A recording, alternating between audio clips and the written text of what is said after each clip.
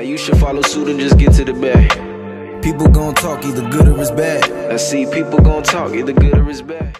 Christianity. We feel as though religion kind of reinforces this idea of being nice to people as a means of checking it off a grocery list to like guarantee your spot. Like you're RSVPing for heaven. True Christ-like consciousness. You don't do these things just to get into heaven. You walk around, you love people, you're kind to people because you know that it is the right thing to do. Because you can't even ascertain where you're going to end up. It's more so about reinforcing this rhetoric of truly embodying this unconditional love and regard for people despite how different they are from you. Love your racist neighbor as much as you would love your neighbor who chops muffins off. Right. Like just unconditional regard and love for everyone. A lot of people just go to church and they listen to a man talk about God and speak from a Bible and tell you how to live your life without actually fully building the relationship with God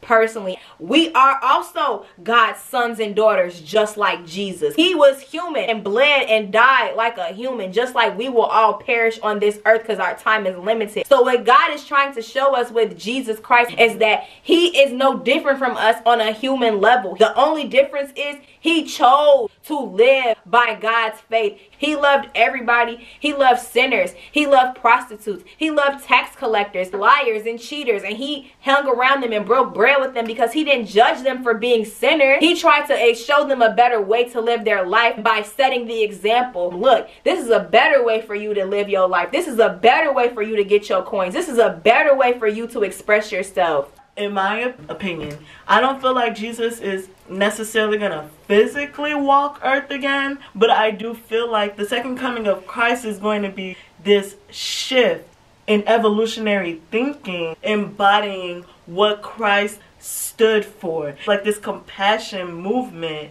Now we're legalizing gay marriage, like, and love for everyone. Right. And I think that that's the most important thing. And it's a lot of churches that I've attended, specifically my own, where gay marriage is demonized as something wrong or something not of the Bible. I always go to a specific story of Sodom and Gomorrah that was destroyed. I'm not sure, can somebody point out the scripture in the comments somewhere? There's always this rhetoric that's being regurgitated in churches, and I'm not sure exactly what the scripture is or if the scripture even exists, because I never read it. But it's like marriage should be between a man and a woman. And one thing about the Bible is that it's been rewritten over and over and over again. So like when the Bible was originally written, it might not have said marriage should be between a man and a woman. It could have said marriage should be between two souls. But then when the James King version rewrote it, he said marriage should be between man and woman. So it's like y'all using semantic jargon and trying to validate the basis behind why something is right or wrong. But if we are truly embodying Christ-like energy, like Tiffany was speaking about,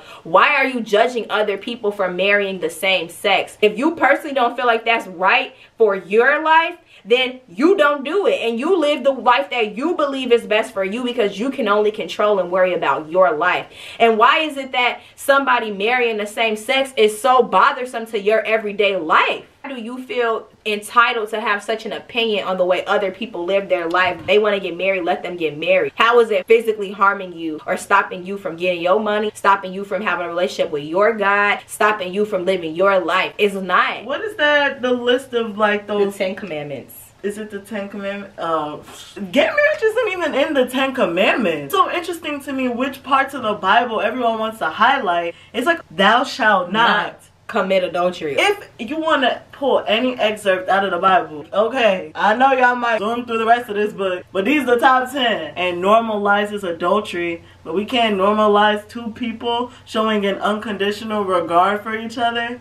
Why are we sitting around all day focused on the fact that this is wrong, that's wrong, if you do that you're going to hell, if you do all of these different things? Like just pointing fingers like you're wrong, you're wrong, you're wrong. How about we focus on the fact that when Jesus was here, he focused on saving souls. Yes, everybody don't have healing powers to the extent that Jesus had, or I do believe that there are people on this earth that do have healing powers. You may not be able to walk on water and heal the sick with a touch, but what you can do is smile at somebody who did not maybe necessarily smile at you, and you don't know what that could have done for their psyche. Maybe they were having such a bad day, and your smile showed them that, you know what, it's not all evil people in this world. Maybe they was walking around like, my mama didn't mess me up, my daddy didn't mess me up, my boss is pissing me off. But this one stranger that smiled at them on the elevator and maybe perhaps complimented their skirt or complimented their loafers, it just gave them a glimpse of the beauty of this world and a glimmer of hope. And thank you for watching, everybody. Thanks, if you really enjoyed this video, please like and subscribe.